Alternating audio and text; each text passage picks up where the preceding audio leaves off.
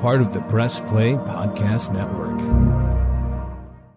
Look up in the sky, it's a bird, it's a plane, This is Jason J. Lewis, the voice of Superman on Justice League Action. This is Mark Wade, writer of Superman Birthright, and you're listening to the Krypton Report.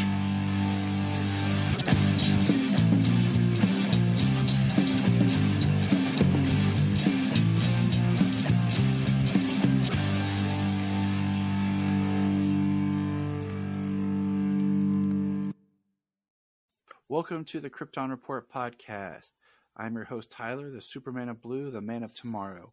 And with me is that bearded man from up north. He comes once a year. Oh. Yeah, I was supposed to, they better watch out. The Superman of Red, Mr. James Cole. What's up, man? Hey, how's it going? It's good. And to our fun listeners. Thanks for the introduction. Oh, you're welcome. I'm just going to start writing them out when I'm bored. Just so I was like, okay, let me pull up an introduction for James today. All right, this one will work. I recently got back from a trip visiting Mr. James Cole, and that was a good time. And we wanted to record more, but time got away. But we did get to record a little bit of a discussion on Clerks 3. So that was fun. Yes, sir. I enjoyed that. It was cool. The best podcaster ever was with us. That would be Alora. So that's why we have people listening to us. Oh yeah. They're just here for her. I mean, just for her little oohs and ahs. Makes sense. But we're here today to ask one simple question: who is Black Adam? I didn't realize the Joker was here with us either. That's actually the Riddler from Batman Forever, where he's like, yeah, who is Batman? Yeah. The voice sounded Joker-ish. Yeah, it does. I mean, but the line was definitely the Riddler's. Do you really think I could do some Jim Carrey? Like, my name's not Jim Carrey. Okay. And I mean, I know we grew up in the 90s where everybody thought they could do the best Jim Carrey impression. It was ridiculously annoying. Oh yeah, everybody did it. So I don't care who anyone who says, "Oh, I was really us included." I don't care. Everybody did it. I don't care anybody will tell me like, "Oh, I do a good Jim Carrey." I'm like, "No, you don't." I don't ever want to hear anyone ever do an impression of Jim Carrey. I don't even want to hear Jim Carrey do Jim Carrey. Okay.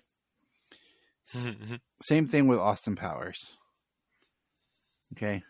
No, some things just need to die.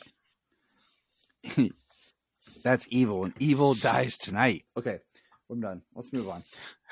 Oh my god. So, real quick on that. We didn't talk a whole lot about Halloween. I was listening to a podcast, and they were talking about how they did a Halloween fan film, and the guy who played Michael was a little bit heavier, and somebody commented on a photo of him as Michael Myers and said, "Evil diets tonight." I mean, it's messed up, but yeah, sure. I mean, he had good spirits about it. And so it made it even funnier. He said, "Haha!" The guy hears a knock at his door, and there he is, and just starts stabbing him. Right. Oh, that'd be pretty hilarious. I'm not gonna lie. So, but we got the Black Adam movie coming, and it's time to talk some Black Adam. And yeah, you ready? I'm ready. So I thought about talking about, we should have done a whole other episode just called like the Justice Society. But of course, I didn't think about it until it's too late, because that's a lot of planning to try to get the Justice Society. But I do have some notes, but we're going to do a history here. Hey, I need more desk space. Me too. I need more. It would help if mine was more organized. I need to find a way to mount my monitors and stuff. Okay. Who is Black Adam? Black Adam, or Teth Adam, or Theo Adam, is a character appearing in American comic books published by DC Comics. The character was created by Otto Bender and C.C. Beck and first appeared in the debut issue of Fawcett Comics, the Marvel Family comic book, in December of 1945. All right, so let's a little bit of history on Fawcett Comics. The canon version of Black Adam appeared only once during Fawcett's initial publication run of Captain Marvel comics.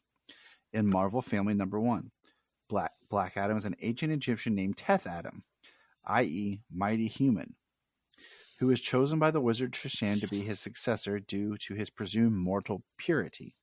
The story is reprinted in DC Shazam number 8 in 1973, which is the first appearance in Bronze Age.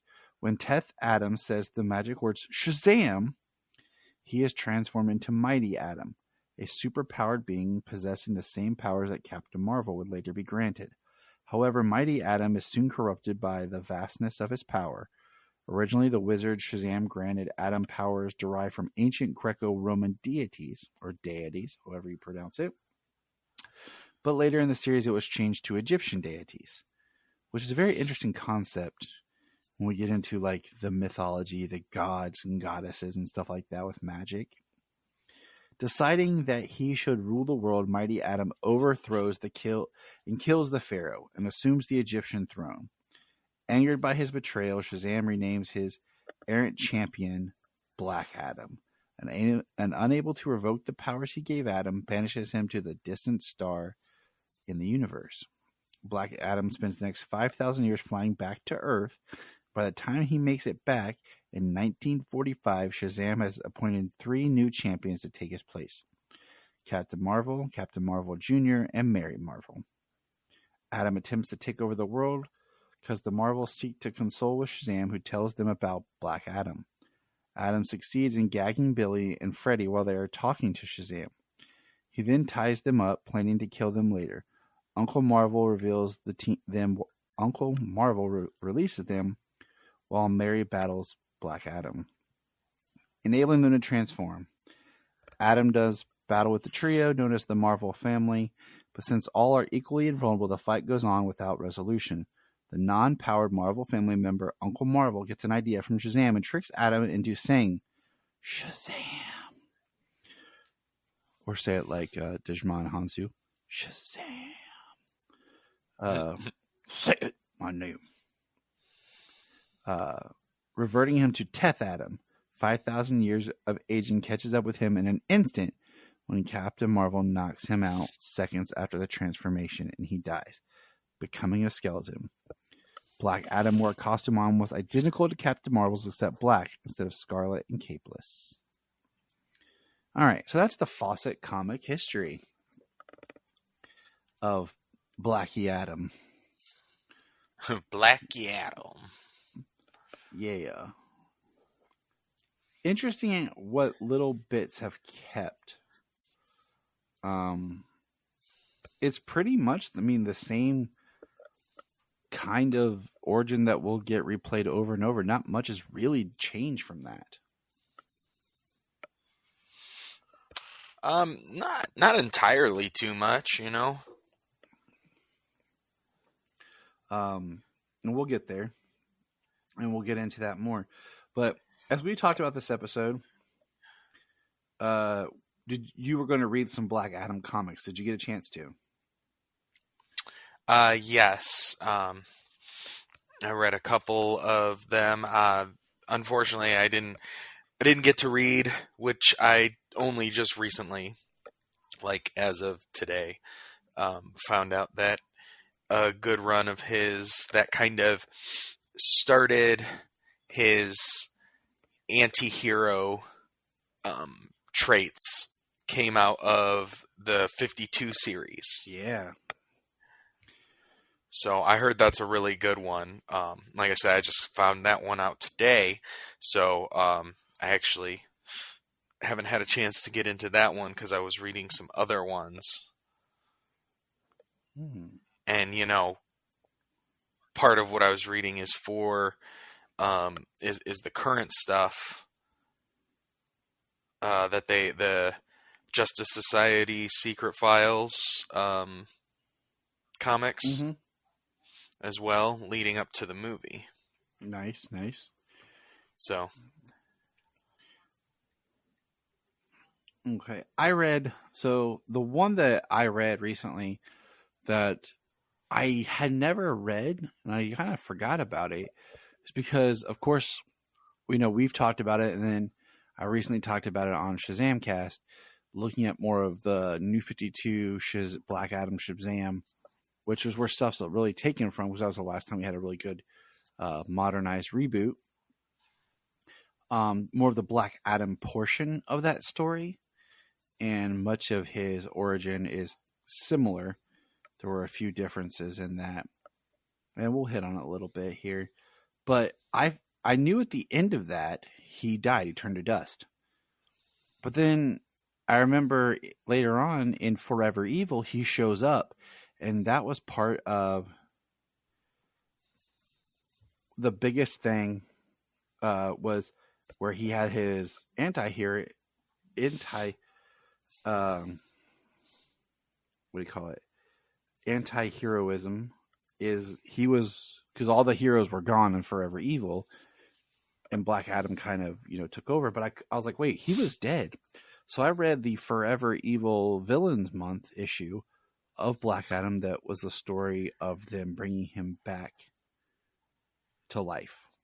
Like they took the Justice League of America featuring Black Adam, number 7.4. Yeah. I love that month. It was so cool. I'm just going to say that was a really cool month and thing that they did. Oh yeah, I've read a ton of those. I don't think I've read all of them, but I've read most of them. There's so many good. There's some that were crap, and there were some that were just amazing. And the Black Adam one was one of them. But let's get back into a little bit more history here with the character. Now, as we do, James, what's your history with the character? When did Black Adam first come on your radar? So I would probably have to say that, I know I've seen him in a cartoon, like when I was real little. And I'm thinking that was, the Super Friends cartoon, but I'm not sure if that was the case or not. Yes. It might have been. So Black Adam appeared in Shazam, portion of the Kid Superpower Hour with Shazam episode Black Adam Returns. Let's see. The character was briefly mentioned as his alter ego Teth Adam during a flashback in Justice League Unlimited. Black Adam appears in Batman the Brave and the Bold episode The Power of Shazam, voiced by John DiMaggio. He appears in Young Justice episode Revelation. He's seen as the Injustice League. Black Adam appears in Justice League Action episode Shazam Slam, which is more modern but is an awesome episode the kids and I rechecked out. Let's see. He's in the Lego Shazam movie, which me and the kids want to rewatch soon. Superman Shazam, The Return of Black Adam, which is probably the most prominent thing he's been featured in. The Super Pets post-credit scene. The Injustice video game. But yeah, that old cartoon. Okay, so yeah, it had to have been. Yeah, it was the Kid Superpower Hour, the Shazam ISIS Hour. So yeah,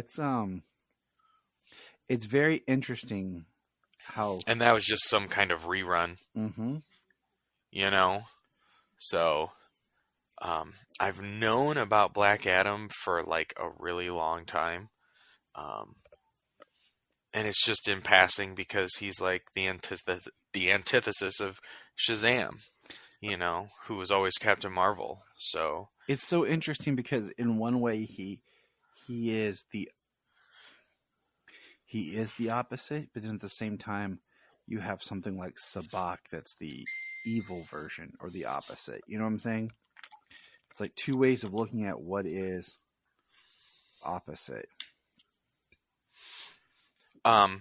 Yeah, but and they're actually like Sabak and Black Adam are like very opposite in the fact that like Black Adam has that anti-hero type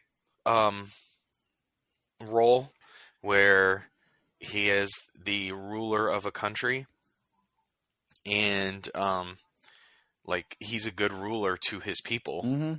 And that's all, that's in the most part, for the most part. And that's all come up, I mean, more recently. So it is, all this to say, it is very interesting that, in one way, Black Adam is a very, I don't want to say like C-list character or maybe a B-list character or whatever.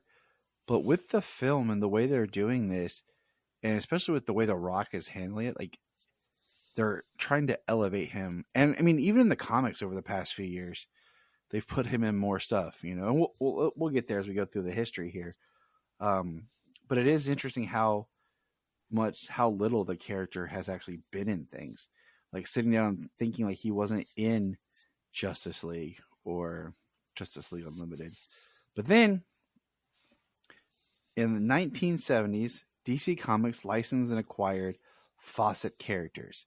Black Adam has endured as one of the arch enemies of the superhero Captain Marvel / Shazam and the Marvel / Shazam family.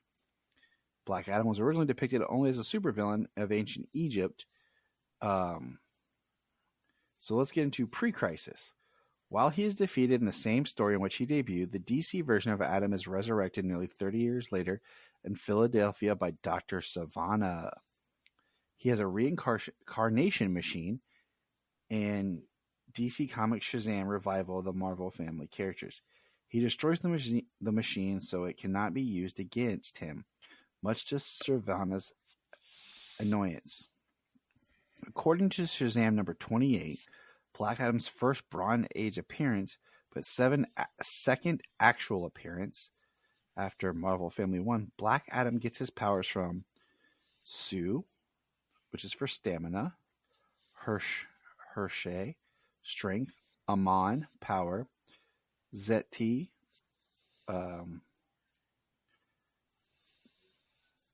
it doesn't, wisdom from Toth, and Anoop, speed, and Menthu, courage. I really need to learn my Egyptian gods better. I'm fairly certain every single one might have been mispronounced. Amon and Toth are not, but the rest probably. Yeah. Black Adam accidentally time traveled to 1776, where he went to the Rocket Return to destroy Shazam at Savannah's suggestion, as Savannah actually felt Adam's powers would be wiped out as well, but Captain Marvel accidentally throws him back in time. He and Captain Marvel battle, and Adam realizes he will have to use a trick. He makes his lightning strike Captain Marvel, turning him back to Billy. Which that isn't... The whole magic element of the Shazam side always confuses me. When you look at the magic for like Constantine and Zatanna, and then you look at like the pantheon of gods and stuff and how that all works. Yeah. Well, there are quite a few different variations of magic when you read through the different magical characters. So many of them use different ways of using magic. But yeah, the wizard magic that grants them their god powers is, I mean, it can do almost anything. Feels like it, right? Right. So, like, they don't even have to, they can call down their lightning and, put somebody in the way. And in this case, change them, or in other cases, get them struck by giant bolts of lightning. It's like how you have to say it with intent. Shazam to transform, and then Shazam to call down the lightning. It's weird, but it's what it is, right? Yeah, sir. So, continuing forward here.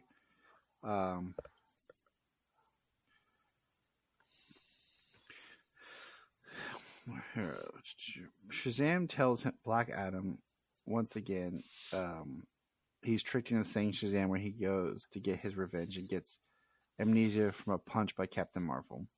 When last seen during Crisis on Infinite Earths, the pre-Crisis version, Adam was fighting the heroes of the 5 remaining and partially merged Earths. Alright. Now, post-Crisis, Black Adam is reintroduced to the DC Universe in the Power of Shazam graphic novel by Jerry Ordway in 1994. Adam is a deadly and evil adversary for Captain Marvel.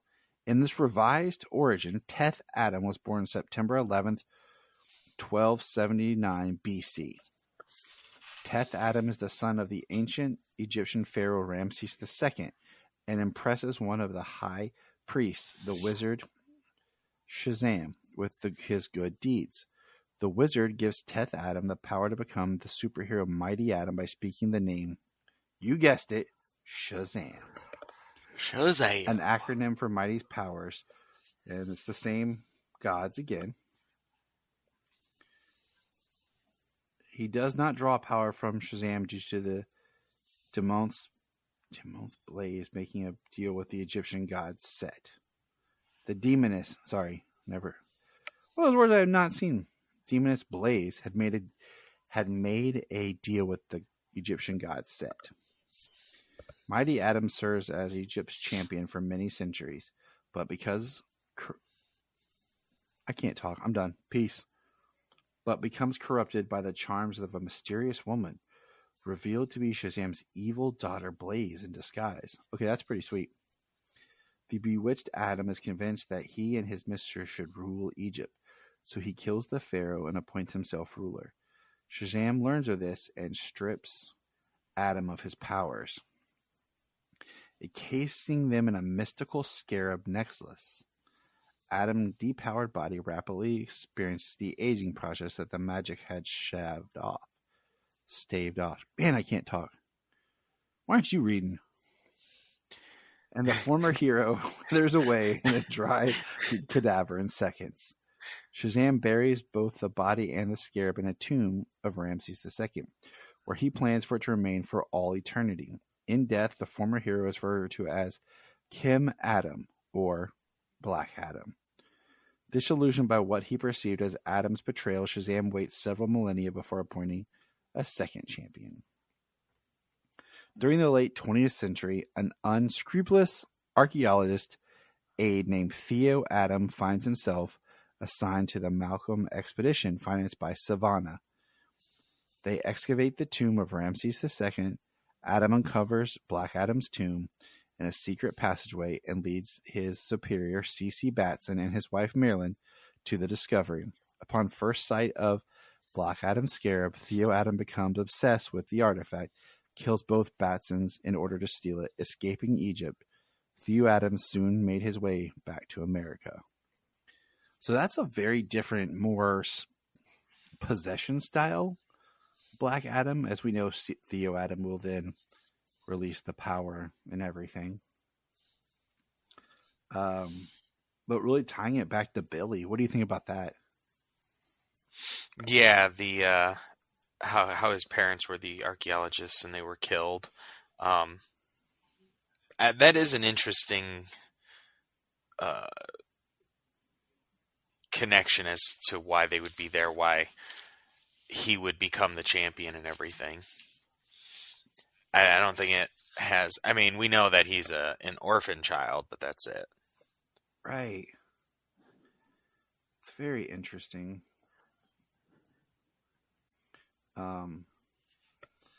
Also, just like, I mean, it's his parents, but it's still kind of a distant connection to the character of Black Adam, as it is. So the Theo Adam is kind of a different version in a way. It's very interesting. Like all comic book characters, we have to have convoluted reboots and changes. What the heck?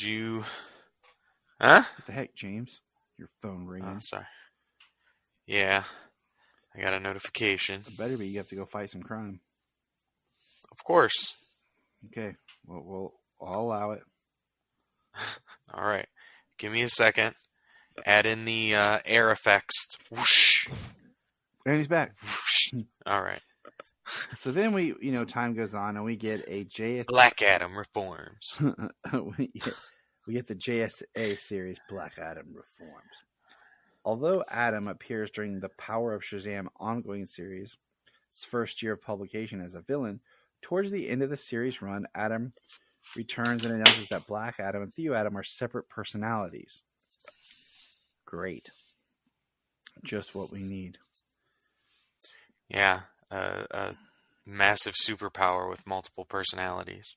This goes back to like how they tried to talk about is like Billy turned into Shazam, that it's still Billy, or is it like a different person?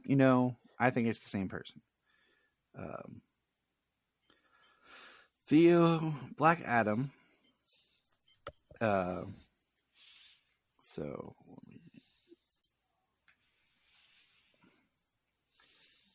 Let's see here. Black Adam stands trial again for the murders of the Batsons and is acquitted when it is revealed that his fingerprints do not match those of Theo Adam. Take it away, James. The reformed Black Adam is still vulnerable to his murderous host's influence, and he attacks the Justice Society of America under Theo Adam's control in JSA 6, 1999. In subsequent issues, Adam joins supervillain Johnny Sorrow's Injustice Society after Sorrow removes a malignant tumor from Adam's brain, which I thought was interesting. It is interesting. He has the powers of a god, but he still has a tumor, because he doesn't necessarily turn back into his human form. Yeah, he just stays powered up. Yeah. He is sent to battle Wildcat and easily defeats him, showing how easily he could kill him by taking him to about 25,000 feet above the ground, just high enough for them to talk, while unable to go any higher without the human Wildcat freezing or suffocating, explaining the different ways he could kill him and asking what he will give for his life.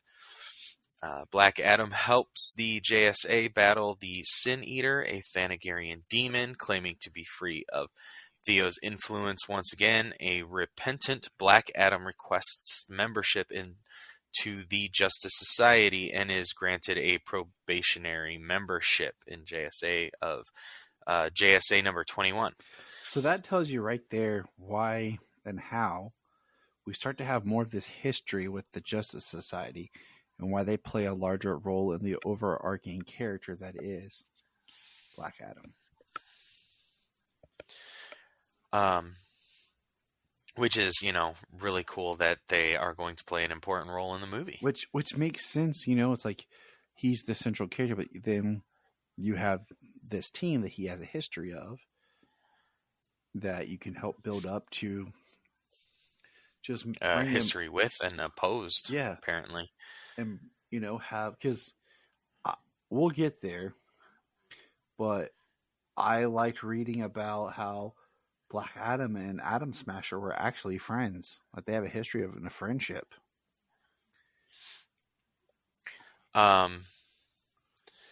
So since the turn of the 21st century, Black Adam has been redefined by DC Comics writers Jerry Ordway, Jeff Johns, and David S. Goyer as a corrupted anti-hero attempting to clear his name and reputation. Featured roles in such comic book series as Justice Society of America, Villains United, Infinite Crisis, and 52 have elevated the character's prominence in the DC universe.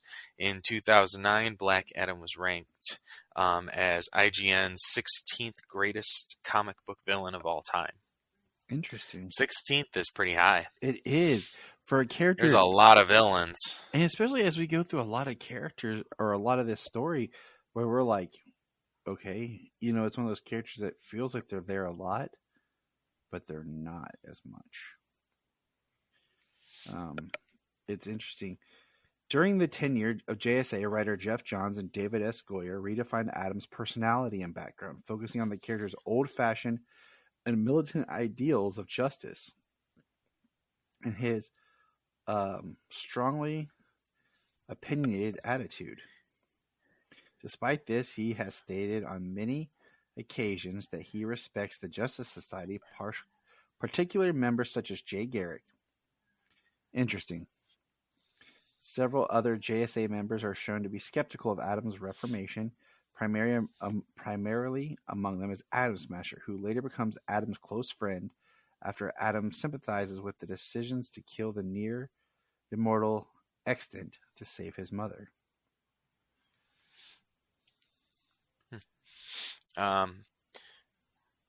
Well, that's interesting. Yeah, that's well. Yeah, right. I mean, that'll make you see somebody in a different light, you know? Mm-hmm. The writers also added tension in the book by having Captain Marvel, who is wholly unconvinced that Adam has reformed, join the team. One JSA story arc, issues 39 through 40, feature Marvel, Hawkgirl, and Mr. Terrific venturing back in time to ancient Egypt, where they meet Mighty Adam before his corruption. During this visit, Mighty Adam is grateful to meet Captain Marvel, as Marvel's presence demonstrates that his legacy will survive him even with his children gone. When Marvel transforms back into Billy Batson, Adam expresses admiration for the young man's ability to handle the power of Shazam at such a young age, something he doubts he could have achieved himself.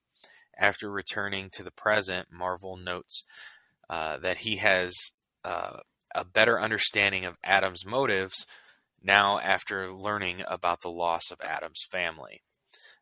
Adam rebuffs the offer, commenting that Marvel cannot truly understand him, that while they are not enemies, they will never be friends. I think that chunk right there is going to be a good part going forward with maybe where these characters all end up together. Yeah, that seems like a way that you could definitely keep Black Adam as the anti-hero and still cross paths and butt heads with Captain Marvel. I think he needs to stay that line walker of the anti-hero and be that kind of definitive. If someone says, like, you know, who's an anti-hero? Well, Punisher, Red Hood, Black Adam. You know? Yeah. And then eventually be Black Adam, Punisher, Red Hood kind of thing. So it needs to keep that strong vibe as we go forward with, you know, this film and wherever they take it. Johns and Goyer used this story arc to slightly alter Adam's origin. The hero now hails from the fictional North African nation of Kahndaq, not Egypt, which I think is a smart move. Although he serves the Egyptian prince Khufu, who is later a reincarnated JSA member Hawkman. Oh, Hawkman. The character of Blaze is completely removed from the origin story. Good. Adam's rage is described as having resulted from the conquering of Kahndaq and the murder of his wife and children at the hands of a magically powered supervillain named Octun, whose powers resemble the future hero Metamorpho, who is working with the notorious immortal Vandal Savage. That works.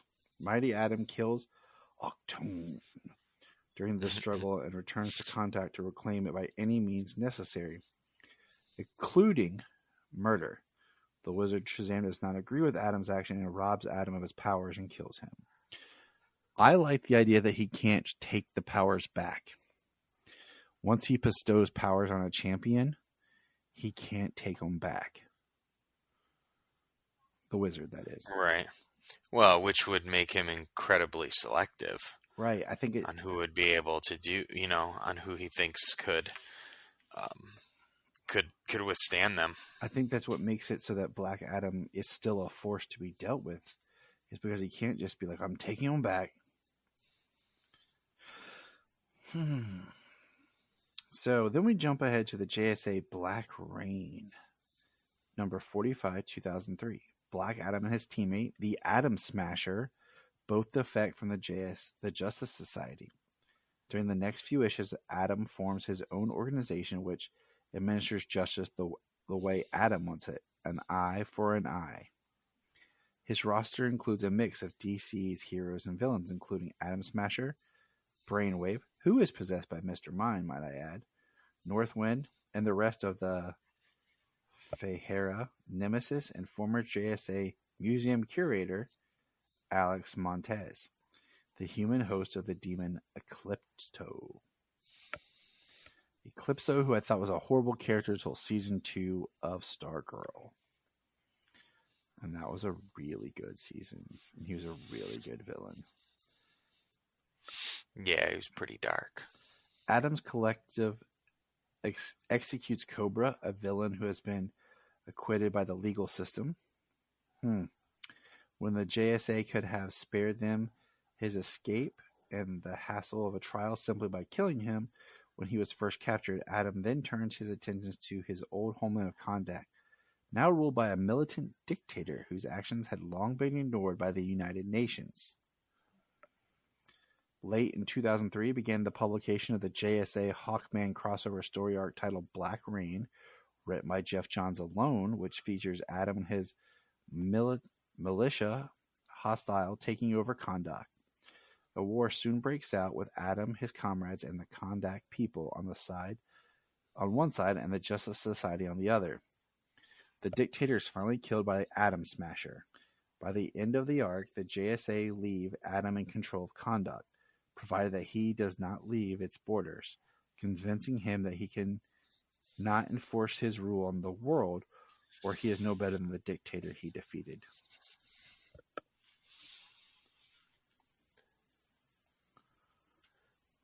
James, your turn. So we are on to Infinite Crisis. Mm-hmm. Black Adam is featured heavily in DC's Infinite Crisis crossover, primarily in the Villains United miniseries as a member of the Secret Society of Supervillains, which he only joins to protect Kondak from the society. Secret Society of Supervillains. Secret Society of Supervillains. Yeah. Concurrently in JSA, the Atom Smasher leaves Adam's side to return to the JSA. The society is run by Alexander Luthor Jr., a character from the alternate world of Earth 3 who disguises himself as the Lex Luthor of the post-crisis Earth. The Infinite Crisis limited series centers around Alexander Luthor's plan to restore the multiverse, needing a member of the Marvel family to power the apparatus he has designed to recreate the alternate Earths of the multiverse. Luthor has the society betray and capture Black Adam. With the help of mind-controlling powers of the Psycho Pirate, Luthor is able to control Adam and have him call down the Shazam magic lightning bolt to fuel the apparatus. The Spectre's rampage during the Day of Vengeance storyline has reverted all magic in the DC universe to a raw, chaotic structure, and the death of the wizard Shazam has transformed him into a tether that can be used to harness magic, allowing Alexander to use any member of the Marvel family to power his equipment if the wizard's name is spoken. By the end of the miniseries, Black Adam is freed by Superboy and Nightwing. Adam quickly kills Psycho Pirate, and following a failed attempt to defeat Superboy Prime, which reveals that, magic does not affect Superboy Prime, as Adam's blows allegedly only tickled. He is transported to Earth 5 when he is punched too far from the tower by Superboy Prime. He joins the heroes, although he is generally regarded as being on his own side by the other combatants, in the Battle of Metropolis, destroying a Mazo shortly after his arrival. It's a lot. 52. That's interesting. Infinite Crisis is something I'm trying to get around to reading. So that's actually pretty cool that Black Adam has a larger role to play. It is. I'm right there with you. 52. Black Adam appears as a featured character in DC's weekly comic book series 52. Depicted as the violent protector of the nation of Kahndaq, Adam kills several supervillains in public and on television to demonstrate his views. As a result, he is distrusted by the superhuman community. In 52, DC introduces Adriana Tomas, the most beautiful slave from Egypt, offered to Adam by Intergang as a token to curry his favor, along with $2 million in African gold. Black Adam sends Intergang a message by killing Noose, by tearing off his face apart and sending the rest of the Intergang members home, leaving Adrian behind. That's how you do it, son. During week 10, he creates an international metahuman coalition. It's not, coalition naming can be tricky. Against the perceived metahuman supremacy of the United States, he gets members of the Great 10 of China and Russia's Rocket Reds, among others, to join the coalition. Adriana begins to console him and stays as a refugee. She makes him a ruler who shows more mercy and performs charitable acts. This is important stuff, people. In week 12 of the series, Adam gains a magical amulet hiding on the scare in which Shazam imprisoned him. With the help from Captain Marvel, who first thinks Adam is trying to attack him, he transforms Adrian into the superheroine of ISIS. Okay. ISIS. Now, pause. Some notes here. Let's see where to go. Isis is a DC comic superhero, as well as a separate Egyptian goddess, also living in the DC universe. The superhero character is mostly modeled closely after the main character from The Secrets of Isis, a live-action American Saturday morning television program starring Joanne Cameron that served as the second half of the Shazam Isis Hour. The television character appeared in several late 1970s DC Comics publications. A subsequent incarnation of the character was introduced in the DC Universe in 2006 as a female counterpart to the character Black Adam. A part of the Shazam family of characters, the Egyptian goddess character has been depicted within the Wonder Woman comic books. Live-action programs introduced the character inspired by Isis beginning in 2000s. The 2001 Smallville, Isis, episode of Smallville has Lois Lane being possessed by an amulet, which she is taking over. We'll get there. And while Erica Serra portrayed an Egyptologist named Adrian Tomas. Arrowverse Legends of Tomorrow introduced a new version of the character named Zari Tomas, portrayed by Talia Ash. This version was portrayed as a wisecracking hacker from the future with wind powers derived from an amulet and had no superhero code name because ISIS became something dirty to say thanks to people in the Middle East and terrorism. Zari is a series regular starting from the season 3 episode Zari. After the 4th season, another version of Zari arrived, blah, blah, blah, blah, blah. That part sucked. The character is set to make her cinematic debut portrayed by Sarah Shahi in the film Black Adam. Dum, dum, dum. Now, James, while we're here, let's just go ahead real quick. They mentioned Smallville. Did you watch the ISIS episode of Smallville? Oh, yeah. Oh, excuse me. He got a little a little too excited when I asked you that. Yeah, it took the wind right out of me. Oh, but so I watched it too, just to kind of brush up a little bit because we knew that ISIS was going to make some sort of appearance in Black Adam, and it was fun because in that episode there is the museum has a plate that reads "Dagger of Teth Adam," and this is of course season 10, episode 5 of Smallville, and ISIS, it's more of the goddess Isis is possessing Lois Lane as she searches for her long-lost husband, Osiris. And it's all about love and, all this. And eventually Clark uses his heat vision to heat the amulet, and it releases Isis from possessing Lois. Not a whole lot there. It had been a while since I watched it, but any excuse to watch the episode of Smallville is worth it. Oh yeah, I mean, I was watching the episode and I was like, you pick this one episode out to watch, and it's for the ISIS storyline, and of course, just the Easter egg of the Teth Adam dagger. But you watch it and it makes you think back to like Smallville being some of the first season-spanning story arcs being told, not episodic. So, there's a lot in there.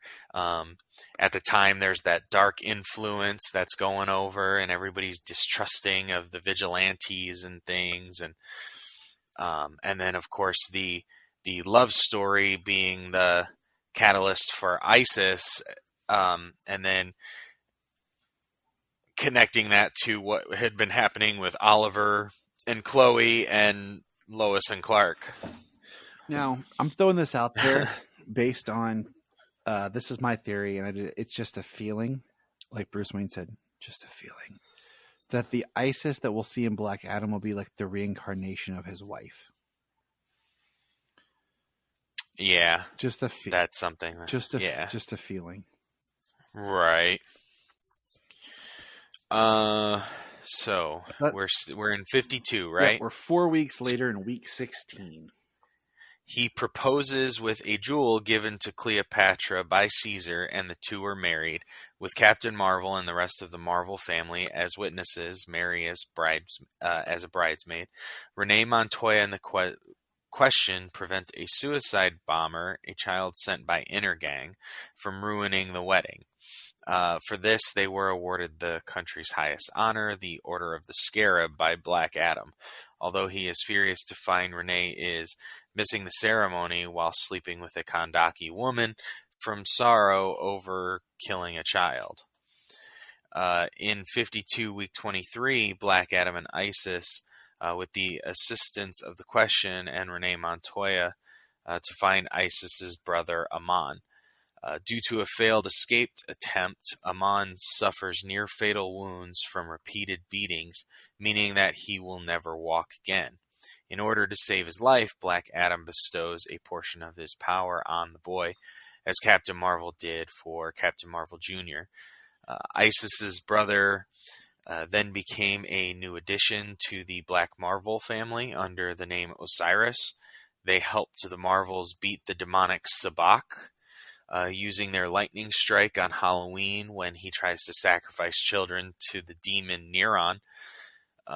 While several stories high, he is then moved to an unknown location. The Black Marvel family also has a charity dinner with Venus Savannah, during which Osiris first meets a talking crocodile, whom Osiris names Sobek. Osiris is it's pretty heavy. Yeah, right. Osiris is accepted into the Teen Titans upon returning from a mission. He and the rest of the Black Marvel family are attacked by the Suicide Squad. The Black Marvels defeat the squad, but not before footage of them in battle, including Osiris's accidental killing of a squad member who was attacking Isis, is captured by Amanda Waller, who uses it to further ruin the Black Marvel family's reputation. Meanwhile, Kahndaq has struck by a number of natural disasters which seem to have a supernatural origin. He engages in more beneficial activities like a charity dinner with the Savannas. Racked over guilt, the death of the Persuader, Osiris ventures to the Rock of Eternity and pleads with Captain Marvel to have his powers removed, as he fears Black Adam's influence and those of his gods has tainted him with evil. Black Adam arrives, and the two battle until subdued by Isis and the Marvels. Osiris relents, seemingly accepting that he has repented enough for the Persuader's death, and accompanies the Black Marvel family back home. However, when Osiris and his friend Sobek, the talking crocodile, are alone, he admits that he was only putting up a front to appease those around him, and that he could never forgive himself for killing anyone, as Black Adam has. Sobek advises Osiris that he should say Black Adam's name and rid himself of the powers he has come to hate. Osiris does so, only to be betrayed and brutally devoured by Sobek while in his mortal form. Man, his crocodile ate him. Dude, there is so much in this, like Jeff Johns, Goyer, JSA run. Like this, I feel like this is the meat of Black Adam. And now this is in 2007, okay? 2000, like, give or take, right? Okay? Yeah. This is, we'll say, we've said 2003 to, if you remember, The Rock was first cast when they were working on a different Black Adam project in 2007. And it was in the early stages of a different Black Adam film that I think it was going to be produced by Michael Uslan when they were doing Shazam. It was a different project, okay? And then he was re-announced back in like 2014 when they were really starting to crank things out. It's just kind of interesting where the character was in the comics at that time. You could see where that was a rising character. Right. And I mean, there's a lot of good story to mine here. Well, yeah, I'm definitely gonna have to check out this JSA run. Yep, me too. I've heard good things. I've heard good things, so it's been something I wanted to. The hardest part about those runs, and you and I have talked about this a little bit, is like when we talked about the Superboy part, is they're so deep in mythology of like past events, and there's so many characters that are often around and involved that it's very easy to just kind of get caught up with what's going on. Trying to read every tie-in and stuff. Mm-hmm. Isis and Adam confront Sobek after finding Osiris's body, who reveals that he is Famine, the fourth horseman of the apocalypse. That's neat. Yeah, not of the apocalypse, of apocalypse. One of four creatures created by Intergang to attack Black Adam. Adam swiftly disposes of Sobek by hyper-elongating his jaws and does battle with the other three horsemen, one of them. Pestilence infects Isis with a deadly disease before Adam kills him and his partner War. A gravely ill Isis saves Adam from death using her powers to send death into the sky with a geyser of lava, and tells Adam with her dying breath that she was wrong to try to change his views on justice, and that he should avenge both her and Osiris. Wow. And yeah, that's just perpetuating. Then we get the storyline of World War III, which is a lot of heavy. It's the funeral for his family, then Adam attacks neighborhood intergang associated nation of Bialya. Basically, Adam fights everybody, okay? And he has... yeah, I mean, it'd be interesting if Black Adam starts World War III in the DCEU. I mean, it would. You know, basically, he starts fighting everyone. It's referred to as World War III, as he's pitting nations against each other. And towards the end, Captain Marvel gathers with a group of mystics, including Zatanna and the Phantom Stranger, to work a spell which would allow him to use his powers to transform Black Adam back to his human form instead of himself. Green Lantern, Alan Scott, and Power Girl restrain Black Adam as they dragged him into the lightning's path, but the resulting blast tears him from their hands. Teth Adam, once again human, escaped with the aid of Atom Smasher, who carried him to a safety after saving him from his fall. After Adam was depowered, Marvel also changed Adam's magic word with his abilities as the new guardian of the Rock of Eternity, keeping it secret to prevent him from ever regaining his powers. Left mortal, Adam wandered the Middle East, attempting to guess the word that would restore his power. I mean, that's right there, like, could be worked into, like, this whole arc right here could be worked into some sort of Black Adam animated film. If we're going to milk this for, you know what I'm saying, and elevate Black Adam, let's do it. You know? Right. Countdown to Black Adam, the Dark Age. This is the quest. It's 6 issues between the events of 52 and Countdown was depicted, published in late 07 to early 08. Sometime after his defeat in World War III, Adam gathers a small band of Kahndaq men who still remain loyal to Adam and sneak to a heavily guarded, war-torn Kahndaq in disguise. Having his minions beat mercilessly to alter his appearance to retrieve the bones of Isis. The men kill the guards at the tomb and get Isis' remain. Realizing that Isis is powerful enough to free him from the tower, Faust agrees to help Adam locate the pieces of the amulet. He enacts a spell that allows Teth Adam to transform into Black Adam by drawing from the residual magic remaining in Isis' bones. With Adam using her name as a magic word, however, Faust warns Adam to use his powers only when absolutely necessary, lest Adam drains all of Isis' remaining powers to make her restoration impossible. Despite these challenges, Adam is able to retrieve all of the pieces of the amulet. Adam Smasher meets with Adam in secret to give him Isis' ring finger, though he keeps the ring to himself. Final crisis. Use your power sparingly, like the Green Ranger had to.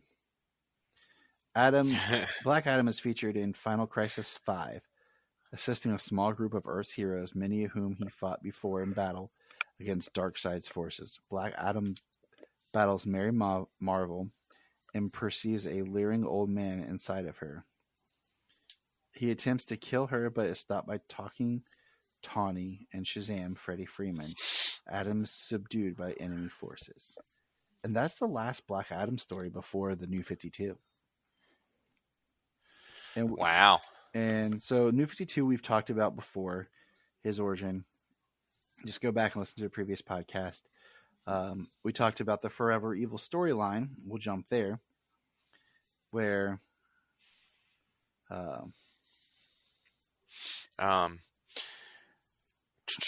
says so we got during the Forever Evil storyline, revolutionaries in Kahndaq use an ancient scroll to attempt to revive Black Adam, so he will be their champion once again to save them from their oppressive ruler. A man named Amon begins to read the ancient spell, but before he can complete it, the military attacks them. Amon, injured, makes his sister Adriana complete the spell, which revives Black Adam. He proceeds to defeat the military forces and kills the Kahndaqi ruler. Acting as Kahndaq's protector once again, Black Adam sees the crime syndicate's message, "The world is ours," and gets angered, saying the world belongs to no one. Boom. Which would then, he helps battle. He's in the Forever Evil storyline. He helps battle with Luthor and gets the crime syndicate away. In 2016, well, also because in the crime syndicate they have a Mizaz, a backward Shazam, who is a Alexander Luthor from their world. So yeah, isn't he the one that dies like as soon as they show up? Or is one of them like dies as soon as they like come through the portal? I thought it was him, but I could be wrong. No, I think it's maybe it's Aquaman. It is Aquaman. Yeah. They call him what do they call him? Damn it, now I can't remember. I was just thinking about how it's been a while since I read Forever Evil. Which I wanted to read it after I finished Trinity War. It's a good read. So let's do it. Rebirth. Yeah, I'm down. 2016 to 2021. In 2016, DC Comics implemented another relaunch of its books called DC Rebirth, which was amazing, which restored its continuity to a form much as its prior to the New 52, where everything made sense. Black Adam appears in the Dark Knight Metal miniseries. He is revealed to be a member of the Council of Immortals. So basically, in Rebirth, Shazam and Black Adam have done nothing. We talked about this yesterday when I was visiting you, is how the Shazam has the New 52, relaunch book. Then he appears a little bit in the Trinity War era and in Forever Evil, and then disappears. And then doesn't show up in Rebirth. And then he gets a side story, The Magic Lands, that feels like the sequel to Jeff Johns' New 52 book. Mm-hmm. And then they just did a short, 4 or 6 issue miniseries, and that's really been it for Shazam. And it's been so much disconnected from continuity, and Black Adam's is more involved than Shazam is, because in Infinite Frontier, Black Adam joins the Justice League, and that's where he is right now. And then he was part of the Endless Winter storyline. Yeah, he was. And currently he has a 12-issue limited series that's coming out. I think he's supposed to have a Black Label book. I gotta verify that real quick, but and then he's got the Black Adam, the Justice Society Files tie-in comics for the movie. So they are using him. So now, well, what's really interesting, I mean, I don't know if you want to, I can talk a little bit of spoilers about the comics. Not a whole lot of detail, but just like where those bikes might have come from. Sure. That we've Yeah, seen go for in the it. trailers and stuff. So, I mean, if you're not interested in hearing that, skip ahead about a minute or so. But so Inner Gang plays a big part in the lead up comic book, and it seems like they are the ones riding those flying bikes that we've seen so many times in the trailer.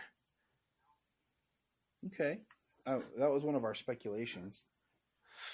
Yeah. So it's that. Well, at least seems to be confirmed now. That's good. That's good. And probably it's Inner Gang that tries to bring Sabak, I'm going to guess. And then, so we just want to mention as we kind of wrap up, because there's a lot of moving parts currently going on with Black Adam, and I haven't got a chance to read the newer stuff, so I was just going to let that be that they are making the character more prominent. It's just, if you're interested in some of the other characters, where they appear in live action, here we go.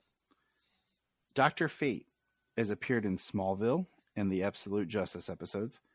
His helmet is briefly seen on Constantine this series. And the Kent Nelson incarnation of Dr. Fate appears in Stargirl, mostly in flashbacks and on paintings, but not actually as a full-fledged character. Hawkman appears in Smallville in Absolute Justice episodes, but then he pops up a couple other times. And then he's also horribly portrayed in Legends of Tomorrow. He in seasons 1 and 2, or season 1, and then he appeared, I think it was on Arrow or The Flash, what led him to his. It was The Flash.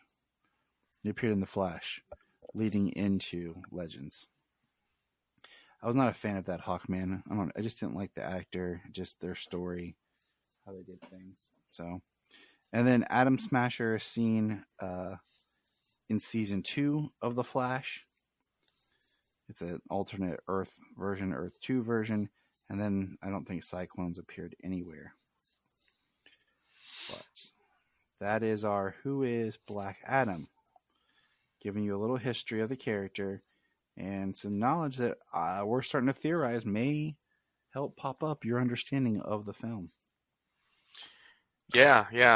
At least see where some plot bits have been taken or have been utilized in the film. So, all right, dear listeners, thank you for joining us on this Black Adam ride. I am your host, Tyler, and this is Ice. I love that. Gotta leave This is Ice. Man, he's not James anymore. It's Ice. This is Ice. I just got Solomon just pulls that on me. Sometimes he'll be like, "This is Ice," and I'm like, "Okay, buddy." It's hilarious. That would be great. So, all right, everybody, check out social media and hit us up online. Let us know what you think, and remember.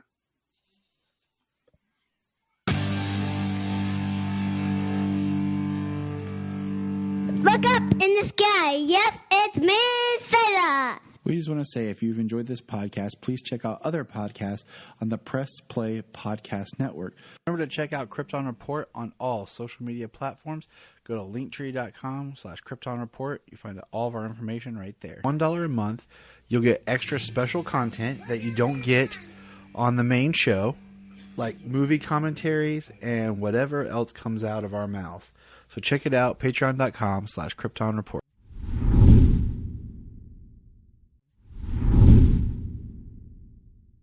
We're going to press pause and hear a few words from our other podcasts on Press Play Podcast Network.